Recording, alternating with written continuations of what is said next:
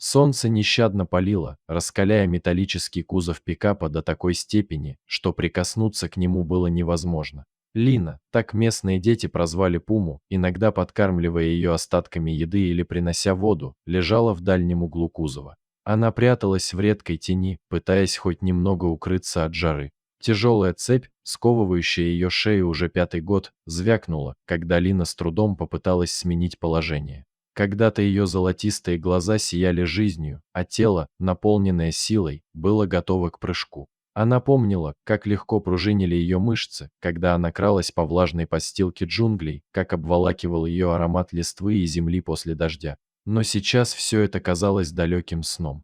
Теперь в глазах Лины застыла пустота, глубокая, похожая на воду в сезон дождей. «Вамос!» — грубый крик главаря банды Эль-Корта вырвал ее из задумчивости.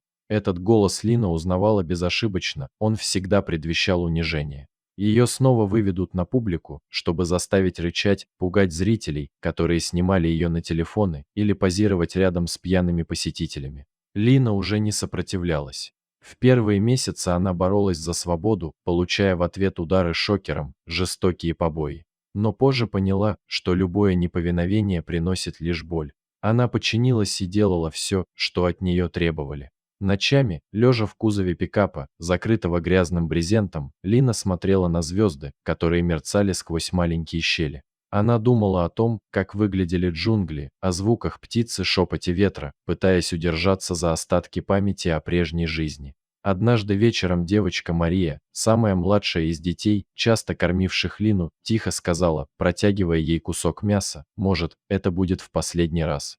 Лина не понимала ее слов, но почувствовала в голосе что-то необычное, заботу и обещание перемен. Поздним вечером в лагере началась странная суета. Люди говорили громче обычного, кто-то кричал, лаяли собаки. Лина услышала звуки моторов и выстрелов. Она напряглась, чувствуя, что происходит что-то необычное. Внезапно брезент с кузова сорвали, и она увидела людей в форме. Один из них подошел к кузову и, протянув руку, произнес «Теперь ты свободна». Лина почувствовала укол в бок, и ее сознание начало ускользать. Последнее, что она ощутила перед тем, как провалиться в сон, это как цепь, обвивающая ее шею, наконец ослабла. Очнулась она уже в другом месте.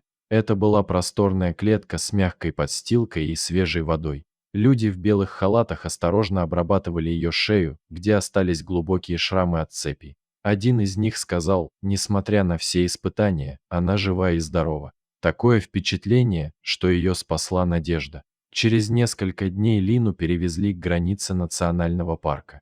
Там ее клетку открыли, и Лина впервые за долгие годы почувствовала запах родной земли. Сначала она неуверенно вышла, принюхиваясь к влажному воздуху, а потом сделала первые шаги. Ее лапы снова коснулись мягкой земли, и инстинкты ожили. Она начала бегать по траве, прижимаясь к деревьям, как будто возвращая себе воспоминания. Первую добычу Лина поймала через несколько дней, небольшого капибару. Этот успех подтвердил, она вернулась домой. Ее тело помнило, как охотиться, как избегать опасностей, как выживать в дикой природе. Прошло больше года. Сотрудники парка регулярно проверяли записи с фотоловушек. На одной из фотографий они увидели, как Лина с двумя котятами охотилась в тени деревьев. Ее глаза, когда-то полные боли, теперь светились гордостью и уверенностью. История Лины стала примером того, что даже после самых тяжелых испытаний можно обрести новую жизнь. Где-то в сердце заповедника, среди высоких деревьев и густой листвы, пума по имени Лина продолжала свою жизнь, свободная, сильная и счастливая.